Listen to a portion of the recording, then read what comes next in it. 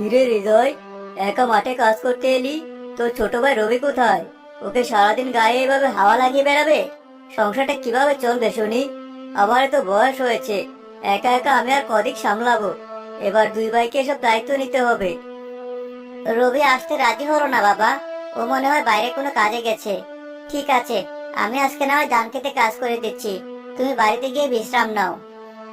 বাইরে আবার কিসের কাজ? এসব আমার একদম ভালো লাগছে না। ওর এসব অবহেলা আর অলসতার জন্য জীবনেও কিছুই করতে পারবে না। বাবা, ও এখনো বড্ড ছেলে মানুষ, সংসারের দায়িত্বের ব্যাপারে ও এখনো কিছু শিখে উঠতে পারেনি। যখন বড় হবে তখন ঠিক দেখবে, সংসারের কথা ভাববে।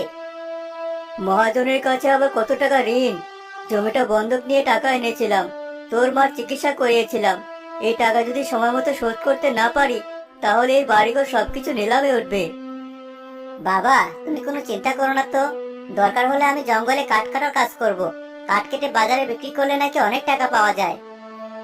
তুই আর কত করবি এই সংসারের জন্য? এখন ছোট ভাইটাকে কাজকর্ম শেখা। এভাবে বাউন্ডুলের মতো ঘুরে বেড়ালে জীবন কাটবে না। হয়েছে বাবা, আর কথা বলো না। এবার বাড়িতে যাও। আমি ধান কাটার কাজ শেষ করে জঙ্গলে যাব কাঠ কাটতে, এরপর বাড়িতে ফিরে আসবো।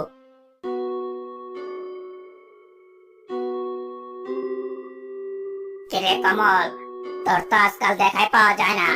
বাড়িঘর বন্ধক নিয়ে এতগুলো টাকা নিয়ে রেখেছিস, সুদ সমেত কত টাকা হয়েছে জানিস? আমাকে আর কয়েকটা দিন সময় দিন, আমি আপনার টাকা ঠিক শোধ করে দেব। গত 1 বছর ধরে তোর মুখে শুধু এক কথাই শুনছি, টাকা শোধ করার কোনো নাম নেই। তোকে আর 6 মাস সময় দিলাম, এর মধ্যে সমস্ত টাকা শোধ করতে না পারলে ছেলেদের আর বউকে নিয়ে রাস্তায় নামাবো। এভাবে কেন বলছেন কাকা? বাবা তো বলেছে আপনাকে টাকা শোধ করে দেবে, শুধু একটু সময় দরকার।